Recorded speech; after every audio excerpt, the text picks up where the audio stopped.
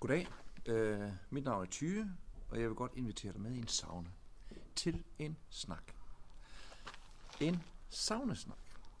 Det specielle ved en sauna, det er jo, at man normalt sidder fuldstændig nøgen.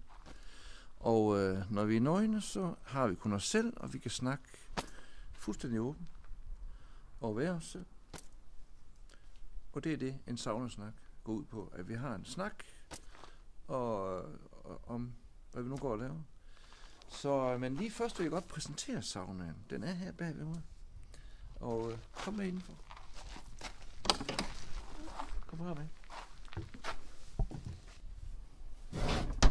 Velkommen indenfor i saunaen her. Jeg vil godt lige præsentere den, hvad det er for et mærkeligt monstrum. Her er en sauna. Her er varmekilden. Det er en gammel brokedel ovn, hvor jeg kan fyre op herinde med koks. Heroppe har jeg min kaffegryde, hvor jeg på næstbedste norske vis jo koger kaffe og serverer.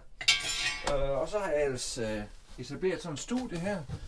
Og nu vil jeg godt tage med til en saunasnak. Bare præsentere, hvad det er for noget.